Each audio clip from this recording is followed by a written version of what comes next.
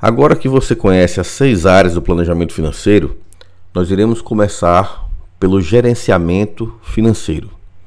No gerenciamento financeiro, nós vamos conhecer as principais demonstrações, que são orçamento doméstico, fluxo de caixa e balanço patrimonial. No quesito orçamento doméstico, nós vamos ver as previsões de entradas e saídas de recursos. São os valores mensais que as pessoas têm de contas a pagar e de valores a receber. Por exemplo, salários, juros, aluguéis, despesas em geral. O importante é conhecer esses valores para que você saiba se no final do mês você tem um resultado positivo ou superávit, ou um resultado negativo ou um déficit. O fluxo de caixa é a realização de entradas e saídas no momento em que ocorrem. É a projeção desses resultados ao longo do tempo, que vão formar uma curva ascendente ou descendente de projeções para o futuro. Então, a cada mês, você pode conhecer no orçamento doméstico se sobra ou se falta recursos para honrar todas as suas contas. Porém, esses resultados acumulados ao longo do tempo formam curvas, formam gráficos que se projetam para cima ou para baixo, correspondendo ao fluxo de caixa futuro. E isso é importante conhecer para saber qual é a tendência do seu patrimônio com essas projeções de caixa para o tempo futuro. Já o balanço patrimonial é um retrato do seu patrimônio em determinado momento, sendo o ativo aquilo que pode ser transformado em dinheiro, por exemplo, os bens que você possui, como automóveis, imóveis, aplicações financeiras, participações em empresas, e o passivo são as dívidas que devem ser pagas em algum momento, como financiamentos, empréstimos. E o patrimônio líquido é a subtração entre aquilo que pode ser transformado em dinheiro menos as dívidas que você possui. Então, representando melhor, você tem o ativo à esquerda e o passivo à direita. Quando você vai para uma representação mais detalhada, você tem à esquerda os bens e direitos correspondendo aos ativos e à direita você tem as obrigações com terceiros e o patrimônio líquido corresponde aos ativos menos essas obrigações. Por exemplo, se você tem uma casa adquirida e essa casa tem um valor de mercado de 500 mil, porém tem um financiamento bancário de 300 mil, se você fosse quitá-lo hoje, o seu patrimônio líquido corresponde a quanto nessa casa? De 200 mil reais. Então é importante ter noção de que o patrimônio líquido tem que considerar as dívidas envolvidas em cada bem, em cada compra que você realizou. Na prática, como está a sua vida financeira hoje? Se você é casado, como o casal divide o pagamento das contas? Então, nós iremos mostrar aqui como nós fazemos, através de um sistema, o gerenciamento do planejamento financeiro dos nossos clientes, para que você possa alimentar e iniciar o seu próprio planejamento financeiro. Então você já tem o usuário e senha, que você já está logado para assistir a esse curso.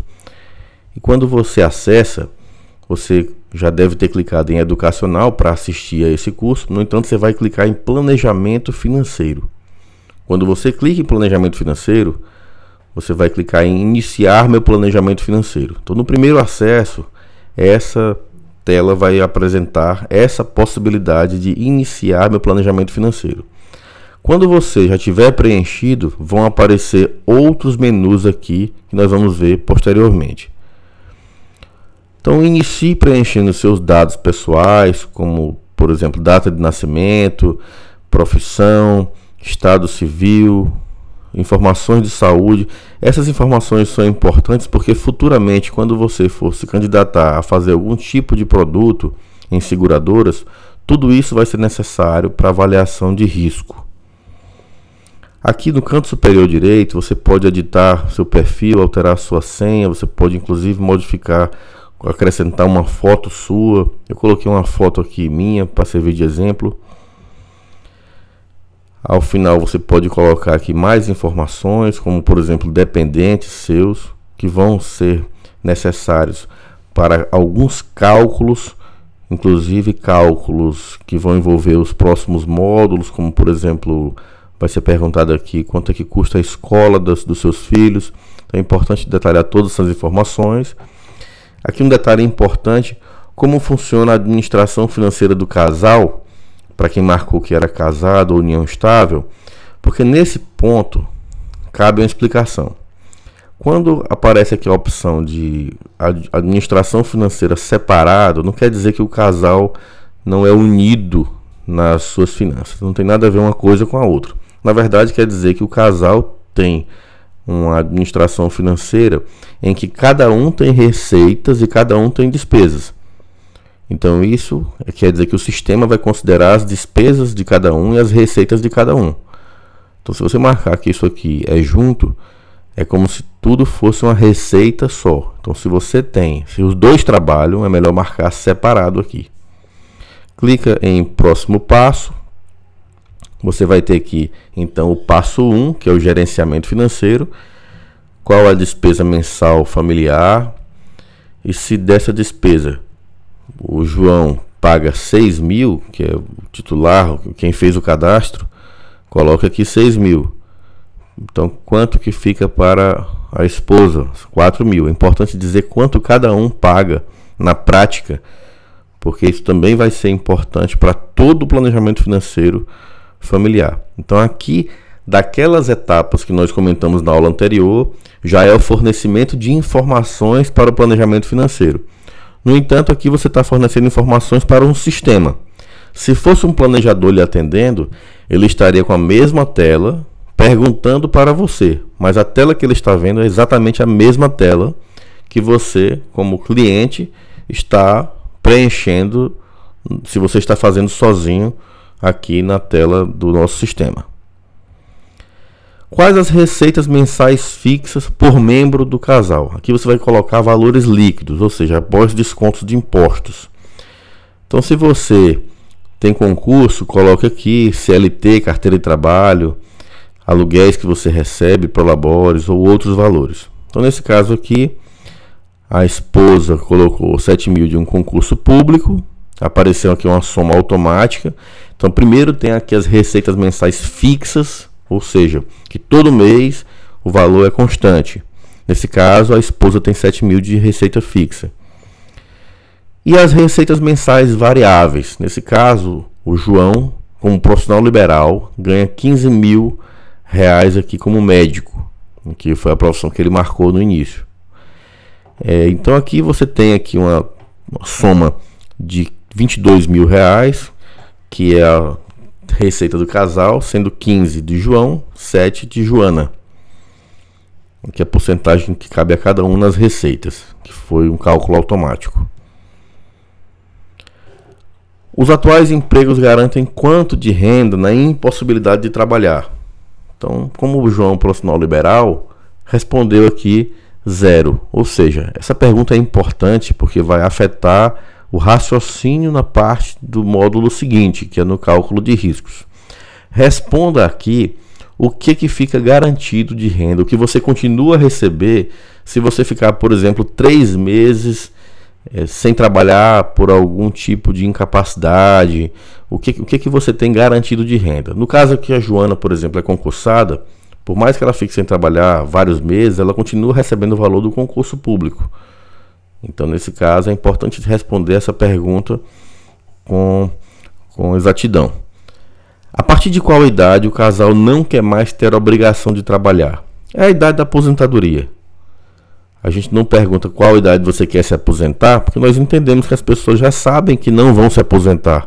Porém, você não vai mais ter a obrigação de trabalhar com qual idade? A partir de 65 anos, é uma outra forma de perguntar. Qual a expectativa de vida de cada membro do casal? Essa pergunta é pergunta difícil, porém o sistema vai ter que fazer cálculos para mostrar o número da independência financeira. Você tem que informar essas idades aqui para que a gente faça os cálculos devidos no sistema. E clique em próximo passo. Enfim, esse é o passo 1, é o módulo 1 do gerenciamento financeiro. Nesse caso, a receita total do casal é 22 mil e a despesa 10 mil. Então o casal é superavitário, tem um excedente de 12 mil. Sendo que o João, detalhando agora a situação dele, tem 15 mil de receita e a participação de 6 mil nas contas, nas despesas, sobram 9 mil. Como nós vimos, João tem 0 de receita garantida, de valores garantidos sem trabalhar. Portanto, o futuro aqui desse gráfico mostra um déficit no futuro, um gap que nós chamamos de 6 mil reais, porque ele não tem nada garantido sem trabalhar. Se isso aqui acontece antes também, isso mostra um desfalque de 6 mil reais. Então a análise desse gráfico é muito importante. Hoje sobram 9 mil, porém no futuro sem trabalhar faltam 6 mil. E hoje, se acontece algum tipo de problema, também faltam 6 mil. Nós vamos detalhar mais isso no módulo 2 de gerenciamento de riscos. Então aqui nesse momento é mais para interpretar os valores e essas sobras de cada um. No caso, João tem 9 mil e Joana tem uma participação de 4 na despesa. Como ela ganha 7, tem 3 mil de sobras mensais. Somando 9 com 3 a 12 mil do casal de sobras mensais. No caso aqui, Joana tem uma situação mais confortável para o futuro, pelo fato de ser funcionária pública. Nós não iremos entrar aqui no mérito da estabilidade do funcionário público para o futuro, mas desde que ela mantenha 7 mil de receitas e continue pagando 4 mil nas contas mensais, ela continua com 3 mil de sobras para o futuro. Quando você acessa o sistema novamente, tendo já alimentado as informações iniciais do planejamento financeiro, você vai clicar aqui em planejamento financeiro novamente, já vão aparecer os 6 módulos do planejamento financeiro, as 6 áreas. Então você pode clicar em gerenciamento financeiro e vai ter 2 opções: orçamento doméstico e fluxo de caixa. Quando você clica em fluxo de caixa, você pode adicionar cada transação e dizer se é uma entrada ou uma saída. Colocar o nome da transação, a data, o valor que ela vai ocorrer, se ela se repete a cada mês ou não. Enfim, caracterizar aqui cada uma das transações. E aí você vai colocar o salário, pagamento de empregada, cartão de crédito. É importante que você use o sistema e detalhe essas informações. Você pode clicar em confirmar esses valores para que ele gere o fluxo de caixa para o futuro. Ou seja, o sistema permite um gerenciamento interessante dessas suas entradas e saídas de recurso, para que você tenha tudo isso na palma da mão. Aqui está mostrando os resultados do mês, ou seja, sobraram 12 mil reais nesse mês. Mostra as projeções futuras em cada mês, quanto que vai entrar, quanto que vai sair, quanto que vai sobrar. Aqui é o gráfico que eu falei antes, o gráfico do fluxo de caixa para o futuro, sem considerar ainda o efeito da rentabilidade de investimento, só do acúmulo de recursos, como se não tivesse rentabilidade. Que a gente está falando aqui só de gerenciamento financeiro, receita e despesas, sobras de recursos. Portanto, esse gráfico está no módulo 1, no gerenciamento financeiro da plataforma, ao qual você já tem acesso e já pode começar a alimentar de acordo com as suas entradas e saídas de recursos. Lembrando que em qualquer momento, se você clicar no canto superior esquerdo em sua logomarca, você vai voltar lá para aquele menu do sistema em que você pode clicar novamente em planejamento financeiro. E eu vou acessar aqui um daqueles 6 módulos, que é o módulo da aula atual de gerenciamento financeiro, para entrar na outra seção, que é a de orçamento doméstico. Só para mostrar que é nessa seção em que ficam aquelas informações do passo a passo inicial, do total de despesas, da distribuição das despesas por membro do casal. E existe um outro detalhamento de despesas aqui que não se conecta com o fluxo de caixas, em que você pode alimentar aqui as informações do último mês, para que quando você for conversar com o planejador financeiro, esse número está atualizado com o último mês. Além disso, aqui ficam as receitas mensais fixas, que já foram alimentadas, explicadas no começo dessa aula, as receitas variáveis, as receitas totais e aquelas receitas garantidas por cada um dos cônjuges na impossibilidade de trabalhar.